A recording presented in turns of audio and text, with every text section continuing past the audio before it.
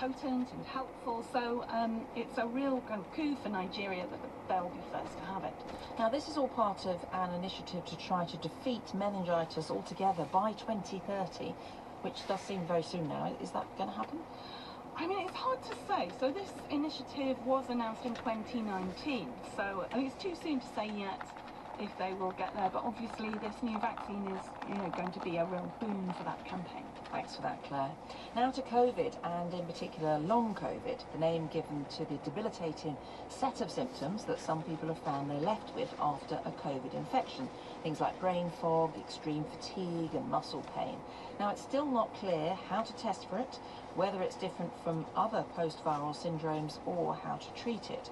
It's estimated that at least 10% of those infected develop the condition, which would mean 75 million people worldwide might have experienced long COVID. Now, some feel that the lack of data and visibility is making it hard to raise awareness or to push for better healthcare for those with long COVID, especially in low and middle income countries, where of course funds for research are scarcer and public health services are already overstretched. Julia Carneiro reports from Brazil. April is a grim anniversary for biologist Letícia Soares. She was doing a postdoctorate in Canada when the pandemic hit in 2020. COVID landed her in bed for a month, but when she thought the worst was behind her, mysterious new symptoms appeared. In the beginning, my long COVID progressed very fast, so I just had migraines, fatigue, a lot of pain, and I had food sensitivities, sensory sensitivity, so it's very light sensitive. Letícia lives in Salvador, northeast Brazil. As we speak via video call, she often closes her eyes and pauses, looking for words. 4 years on, long COVID is still with her.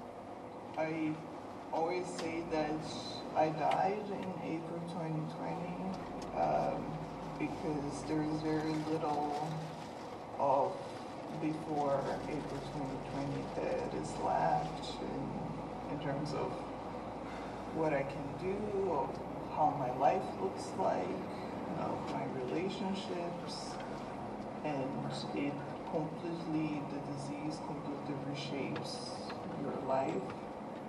The World Health Organization describes post-COVID-19 condition as a range of symptoms appearing up to 3 months after infection.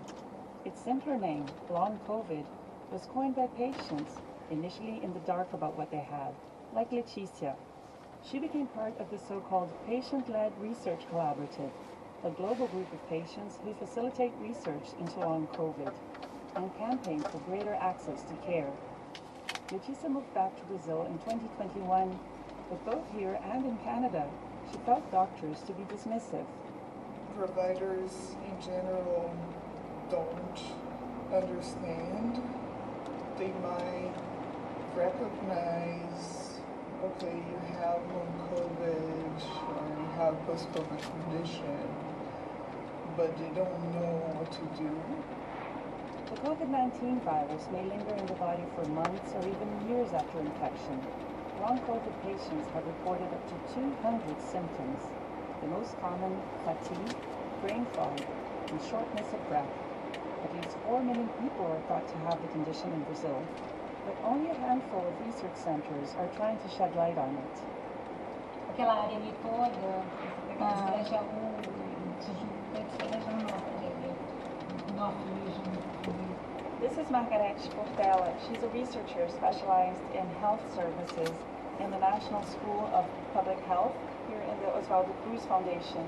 And her office window offers a glimpse into Rio's deep inequality, looking over favelas that surround the Institute and with the Christ the Redeemer statue in the distance. Dr. Portela has joined forces with Harvard, the London School of Economics, and the Patient-Led Research Collaborative to look at long COVID in Rio. Her team interviewed 651 patients hospitalized with COVID-19 in the public system, as well as managers and healthcare providers. Primeiro objetivo é de alguma forma fazer um estudo. Our first goal is to estimate the prevalence of long COVID in Rio.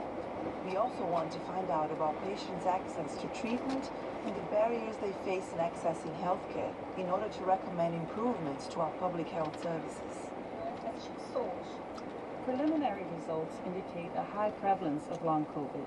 Around a third of patients report persistent fatigue, brain fog, and joint pain, but have little access to treatment. Tem muita dificuldade mesmo de reconhecimento. It's difficult for long COVID to be diagnosed. Doctors face competing demands in public hospitals and end up overlooking the problem, so it becomes invisible. When symptoms are eventually recognized, patients are referred on to a number of different specialists and face huge waiting times. The group found that many professionals are skeptical and lack information about the condition, and patients who are referred to long COVID centers often get lost in bureaucracy, like 32-year-old Fernando Santos. He's been waiting for over 2 years to get an appointment in a long COVID center in Rio. He endures pain, fatigue, tremors, and tachycardia, and has been out of work since 2021 when all of this started. E a gente está indo nessa fila eterna, eternamente. We are waiting in line forever. Doctors send us from one service to the next. Patients are left in limbo. All the exams I took since I had COVID were in private clinics. If I had to rely on the public health system, I would be abandoned.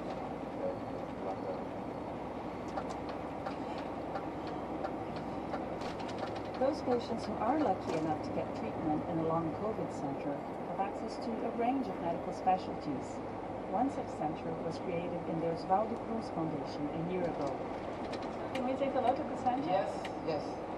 So here we have a flow of professionals that evaluate the patients. So we have the physiotherapists, we have the nutritionists, we have the cardiology, pathology. Laudileia Veloso is director of the National Institute of Infectology, home to the Long COVID Center. It has 700 patients. As well as offering them treatment, research is carried out to assess how well they respond.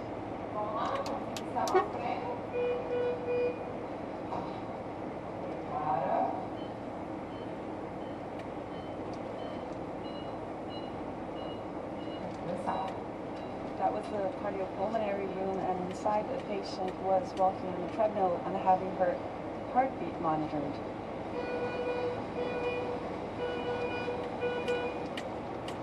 Long COVID is a condition that is new.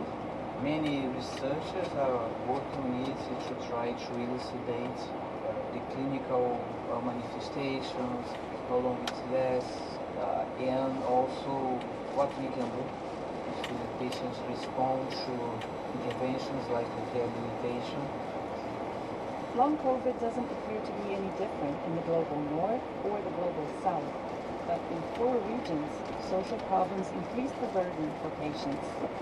Some patients have fatigue that they could not return to work even after 2 years, and it can be very disturbing and in fact more people that are from poor backgrounds, because usually they work hard, they do constructions, they clean houses. The time of commute is very long, and for someone that has fatigue, it's very disturbing. 4 years after the pandemic, the Brazilian government has just announced a long-scale survey to assess the impact of COVID-19. It will interview 33,000 Brazilians to provide data on long COVID and shape public policies. It's a start, although long overdue for those who have their lives transformed. I was super active before. I was doing climbing 4 times a week. I hiked every weekend with my dogs. In my career, I did field work. Letícia Soares dearly misses life before long COVID. She says others must be aware of this risk in order to protect themselves against COVID-19. I think it's just heartbreaking every time I see a new person realizing that they have COVID, and the feeling of betrayal, and that they didn't know that it existed. I just feel like, wow, that could have been prevented. And I feel this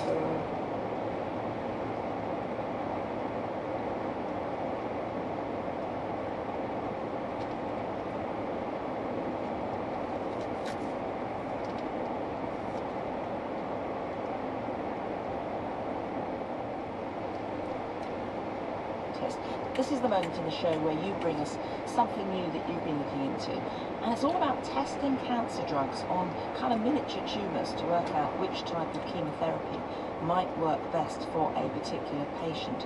So is this in a way a kind of personalised medicine? It is, but when we talk about personalised medicine, normally we're usually referring to doing genetic tests, often in relation to cancer. So you can do genetic tests on samples of someone's cancer and find out which drugs would be best to treat it. But unfortunately, for most people, doing those kind of genetic tests doesn't give us a steer, it doesn't tell us anything useful. Now this new technique is adding to that by doing something different. When somebody has surgery to remove their cancer, or perhaps just has a biopsy, a small sample of their cancer removed, you can do something very special with those cancer cells. And what has been going on for some years now in kind of on a very small scale, experimental way, is doctors have been taking those bits of cancer and growing them in tiny little petri dishes in the lab and testing different drugs on them. So the new research that I've reported on this week is an attempt to investigate if doing this in a really systematic, large-scale manner will tell doctors which are the best cancer drugs to give someone. And this is an idea that has been talked about for years, hasn't it? It has, and it has been done for individuals for years. But the new research is an attempt to really test it systematically by trying to compare how long people live after this approach is used compared with if this approach hasn't been used. Now, I should say that the people involved in this trial, they were people with very, very advanced cancers in the later stages of the disease, and sadly many of them didn't have long to live. But they wanted to see if using this approach could help give them longer to live than they otherwise would have, and it does seem like it has done that. So now there has been this trial at Florida International University in Miami. It was very small, wasn't it? It was, and it does show kind of at what an early stage it's at. They did this testing process for 21 people. They actually only managed to give the recommended treatments to 6 of those people, because in some cases, sadly, the patients just deteriorated before they could receive any drugs. In other cases, the doctors actually chose to override the recommendation from the trial. I suppose it's quite hard if you're a doctor to be able to change your mind based on an unproven technique, which this still is. Now, even if it does prove successful with more people, I'm thinking, wouldn't this be a huge task to do this for every person who's having chemotherapy for cancer? That's a fair point, because it really is done on a large scale. They end up often getting thousands of samples of cancer cells to test hundreds of either individual drugs or drug combinations. But it's made a lot easier by the fact that they have kind of robotic equipment in the labs to do this. Each tiny mini cancer is just, it's hardly visible to the naked eye, so you can test them in thousands of tiny little petri dishes that are all connected together in kind of one big plate with thousands of little wells in it.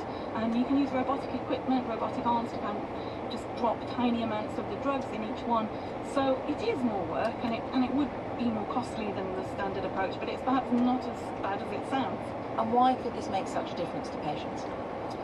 Yeah, so obviously at the moment doctors would always use their best judgment to pick the cancer drug to give them with the most chances of success, and often that's the right approach, but it isn't always. So often people will get a cancer treatment, the hope is it will make their cancer shrink, it might even make it disappear, it might make it go away for a long time, hopefully. But some people will get a cancer treatment and it doesn't make their cancer shrink, but it can be a few months before you definitely know that that's happened. And of course in the meantime they'll have often had side effects from that treatment. Those side effects might even make them so sick that they're not ready to tolerate another treatment. So if we could know with certainty what's the best drug or drug combination to give right from the start, that would be a big advantage. Well, it'll be really interesting to see what happens with this. Thank you very much for that, Claire. Now, as numbers of people around the world with Alzheimer's disease rise, so do the numbers of those caring for their relatives. But not everyone cares in the same way, which can sometimes lead to disagreements in families. To understand this better, a study called Portraits of Care used surveys and in-depth interviews with informal carers in 4 countries. Professor Catherine Loveday from the University of Westminster was part of the team who worked in partnership with Alzheimer's Disease International, and she told me where they conducted the study. We really wanted to capture global experiences and not just to focus in one place. So we carried out the research in UK, USA, but also in Brazil and South Africa. And I was intrigued to see the technique you used involved photos. Yes, we asked people to send us a selection of photos that they took that represented their caring experience. And this may sound like a strange way to do science, but it's a really good trigger for conversations. And off the back of those photos, we had really interesting conversations, and then we kind of coded the responses. And what did you find? Very interestingly, we found that, broadly speaking, there were 4 types of caring. So we found some people were empaths, which meant that they did everything through sort of feeling, they felt very connected. We had lots of photos of people holding hands. And then we had the organisers. I think this is what I am actually. These are the sort of problem solvers, the people who want to take a very practical approach. I can imagine that would be you. And then we see, you know, people would send back a picture of a chair or something very practical.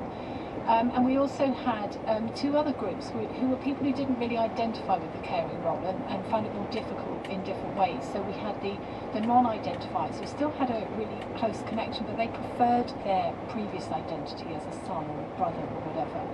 And then the reluctants who really were just struggling and felt very sort of locked in and lacked a lot of support.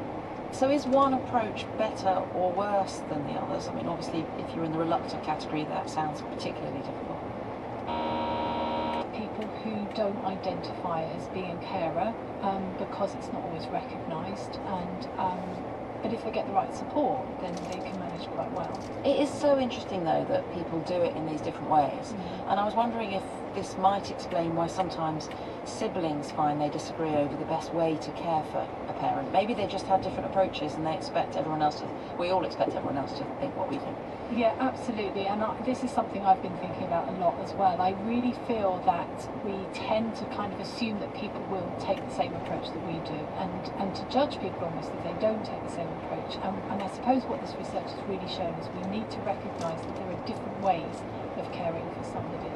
So there are lessons for us in our families with this? I really think so. I think we should not judge too quickly if we think that somebody doesn't do it the way that we would do it. And just to emphasise again, there is no right or wrong way of doing it, according to what your findings. No, very much. Every single one of these is a perfectly valid way of responding to what is a very challenging and difficult position. And the most important thing is that we recognise those and that we respond with the right kind of resources and support for those different types of caring. Good advice there from Professor Catherine Loveday.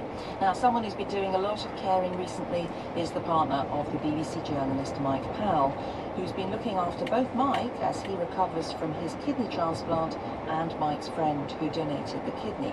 Now, we've been following Mike during the long months of his wait for surgery. It is now 4 weeks since the operation, and Mike has sent me this update on the twists and turns that have happened since. Hi Claudia, just checking in over a month since the transplant surgery that you joined me for on air, and my living donor has returned to Ireland after convalescing in the UK with me for 3 weeks. Well, after the operation, things were going really well, as you heard, until the day I was supposed to leave hospital. I spent the whole day meeting all the experts over hours. The nutritionist told me that I couldn't eat oysters, medium or rare steak, smoked salmon, blue or soft cheese, poached or fried eggs, or basically anything tasty for around 6 months after surgery, due to the chance of bacterial infection or food poisoning. And that is in addition, as you know, to no pomegranate, grapefruit and turmeric for life, just to mention 3, as they all adversely affect anti-rejection drugs. I was also given advice when eating out to not eat cold food like salads because they might not be washed properly. And I also met with the pharmacist who guided me through all the copious amount of drugs that I'll be taking for life. I met many other experts as well, and after many hours I was just about to leave when a doctor appeared on the ward saying that my latest blood test showed a fall in kidney function and a rise in a thing called creatinine, which the kidneys usually get rid of. As a result, I'd have to stay in for a 5th night and have blood tests at 5 a.m. Not a very nice wake-up, but thankfully the results were slightly better the next morning, so I was eventually allowed home, but further tests showed a deterioration. And the consultants were worried that this could mean that my body was actually rejecting the new kidney. They keep a really close eye for at least 6 months on that. You can imagine how I felt. After everything, there was a chance it was all for nothing. However, after further meetings and tests over a week, the level of immunosuppressants were reduced, and now the kidney function has improved, although last week it reduced again by 1%. The creatinine levels have fallen, but they went up by 2 again last week. And it seems one of the drugs, tacrolimus, could have been injuring the new organ, so I'm just hoping that they might be able to tweak the levels and help the function. So it's a waiting game now. Hopefully the test will continue to improve. My weekly clinics at Oxford will monitor things as the transplanted kidney continues to bed in. And funnily enough, I spoke to an old schoolmate in Ireland. No, not all my schoolmates are in Ireland, but it's another one as well as my donor. And this one has had 2 kidney transplants, and he told me that his new kidneys took 6 months to stabilise, so that's pretty reassuring. Meanwhile, I've got further surgery early tomorrow morning when a stent is removed from my urethra. Now that was added to connect my donor's transplanted urethra, which was hanging from his kidney, to mine during surgery. And if you're a man and you've ever had a cystoscopy, as I have, you know exactly how uncomfortable that can be.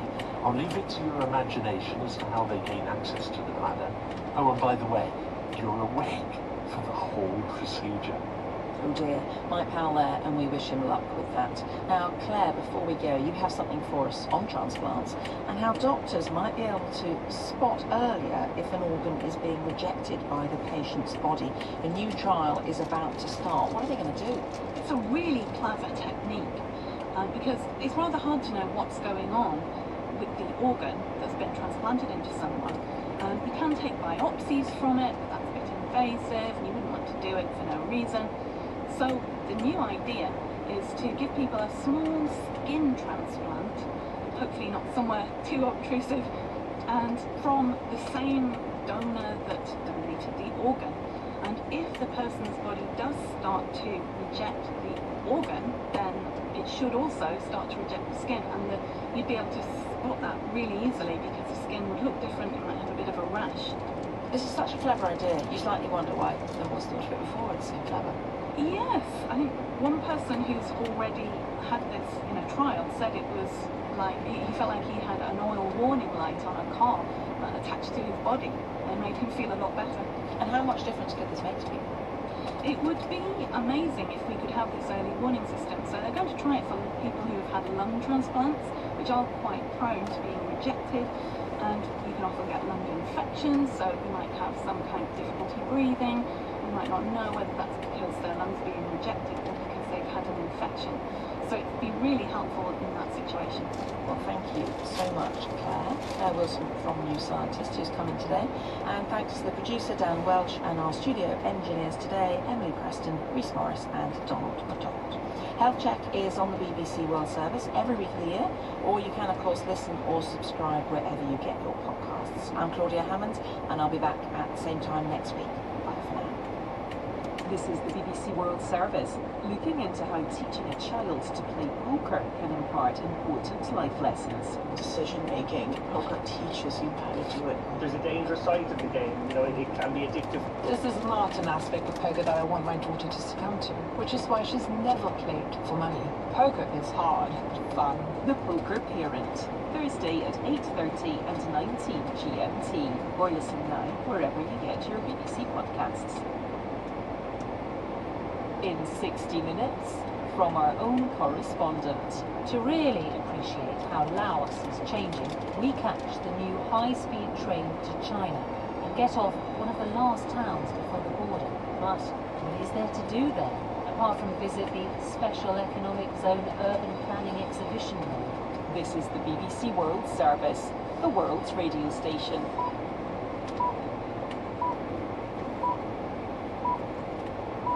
Hello, I'm Dr. Zoe Williams, and in His and Hers Medicine, I'll be looking at why, for decades, the medical profession has treated women as if they're just smaller versions of men, despite growing evidence that there are fundamental differences between us.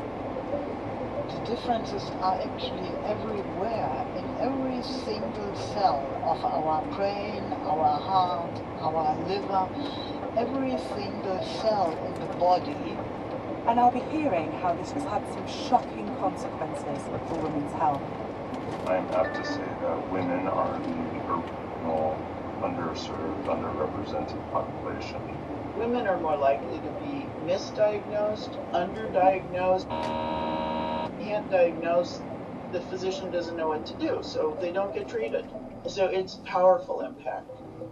That's His and Hers Medicine with me, Dr. Zoe Williams, after the news on the BBC World Service.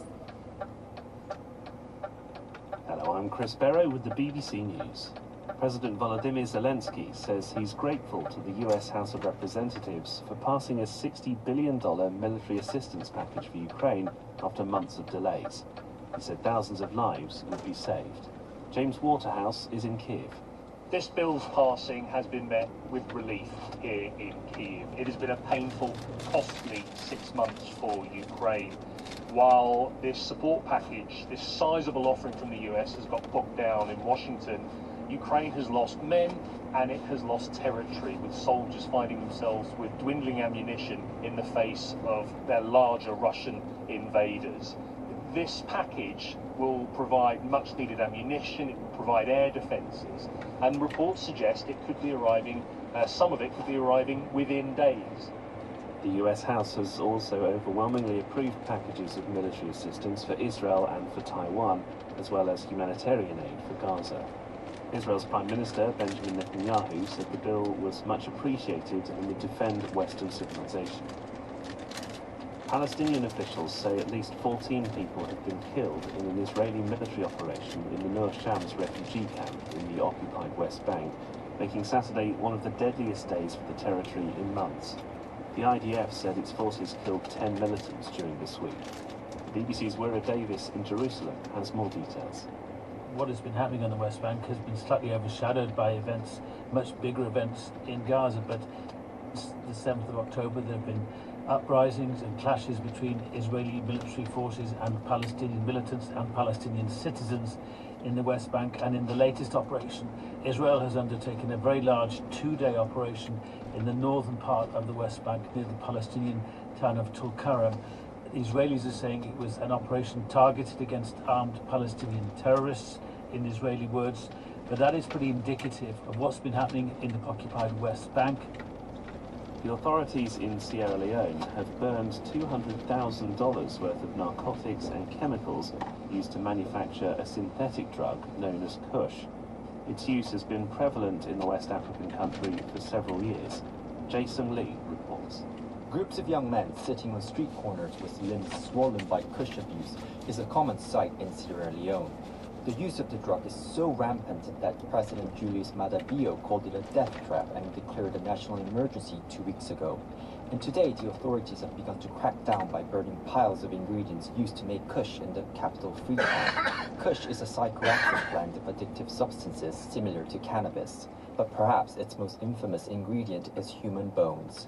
That's led to authorities tightening security in cemeteries to stop addicts digging up skeletons from graves. This is the World News from the BBC. 7 Japanese naval crewmen are missing after 2 helicopters apparently crashed during a nighttime drill in the Pacific. The Defense Ministry says the one other person on board was rescued from the water. Warships and aircraft are searching for the missing people. The authorities in Thailand say nearly 2,000 civilians from an eastern Burmese town have crossed the border to seek refuge. It comes as fighting erupted again around Myawaddy between Myanmar's junta forces and ethnic rebel fighters. The Karen National Union seized control of the town last week, forcing government troops to retreat to a border bridge. 16 candidates in Mexico's local elections have asked for protection after 2 mayoral candidates were killed on Friday. Police are searching for the man who stabbed a centre-right candidate, Tamaulipas. In the state of Oaxaca, Alberto Antonio Garcia, a candidate with the governing Morena party, was also found dead. Cletzia Sala reports. As Mexico prepares for its biggest ever elections, organized crime is preying on candidates countrywide, prompting fears that these could also be Mexico's bloodiest polls. Alberto Antonio Garcia and Noe Ramos are from different parties, but on Friday both became the latest of 15 candidates to be killed since December. Local contenders are particularly vulnerable, as organized crime seeks to corrupt them through bribes or threats. Local police forces can put up little resistance. The people of the Maldives are voting today in parliamentary elections, just months after presidential polls put a pro-China politician in office as head of state. The archipelago's current parliament is dominated by a pro-India party, Maldivian Democratic Party, whose legislators have tried to thwart some of the president's efforts to realign the country's diplomacy towards Beijing. They've blocked 3 of his cabinet nominees. BBC News. I'm Dr. Zoe Williams, and I'm currently stood in a reasonably quiet street in London, in front of an unassuming building. And the reason I'm stood here is because there's a blue plaque on the wall, and it reads, Elizabeth Garrett Anderson, 1836 to 1917. The first woman to qualify as a doctor in Britain lived here. And not only did she live here, but she also set up her first medical practice here. Interestingly, she set it up in her home because nobody would let her work as a doctor anywhere else. She was an absolute trailblazer. It's sad really, and I'm sure she would be very disappointed that over 150 years later, it's only now that we're starting to recognise and pick apart just how much women as patients have been underserved by the medical profession. Hello, I'm Dr. Zoe Williams, a general practitioner in the UK, the equivalent of a primary care or family physician. And this is the documentary, His and Hers Medicine, from the BBC World Service. I've been aware for some time that the medical profession around the world has treated men and women as if they're the same, both mentally and physically. From the way medical students are taught, to the way doctors diagnose women and men, and the way they then treat them. But men and women's bodies are not the same. And in this programme, I'm going to look at how women have been suffering and sometimes dying because there's been no understanding or acknowledgement of the fact that we are not just little men. In history, the male body was always used as the default body in the Americas and in Europe. This is Dr. Vera Regic-Zagrosek, Professor of Cardiology at the University of Zurich and Director of the Institute of Gender in Medicine at the University of Charité in Berlin. A female body or brain did not exist outside the sexual organs, outside of the what we call bikini triangle. The triangle is the one you would have if you drew a line between the breasts and a line from each breast to the female reproductive organs. The differences are actually everywhere, in every single cell of our brain, our heart, our liver. Every single cell in the female body has 2 X chromosomes, and in the male body has an X chromosome and a Y chromosome. The X has much more genes that are related to heart function, brain function, liver function.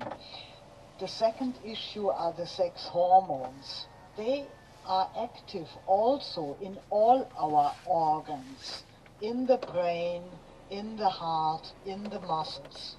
And they drive more growth processes in the men, testosterone, but in the women they are more responsible for repair, conservation, and this also makes in every single cell a difference between women and men. I was certainly never taught about these differences when I was a medical student, and it's something that, to be honest, I haven't given that much thought to until quite recently. But having said that, when it's explained in this way, it does make perfect sense. In fact, it seems so obvious that it has me questioning, why is this knowledge new to me? On reflecting back to my medical school education, the normal body, the body that we layered all of our knowledge onto, was almost always a male body. The textbooks had images of mostly male bodies, the research was done on mostly male bodies. But that was a while ago, so surely things have changed by now. So I'm here today in a medical library. I've come to have a look at a very specific book. It's known amongst us medics and medical students as the Bible. We've all had this book, and it's called Clinical Medicine by Kumar and Clark. It is huge. It's got pretty much all the stuff you need to know to be a doctor. Now, I was at medical school 20 years ago. Gosh, that makes me feel old. So this book is now the 10th edition that I'm looking at, which was published just a few years ago in 2021. And not surprisingly, actually, whilst there are some pictures of women in here, it's predominantly photographs, images, drawings of bodies.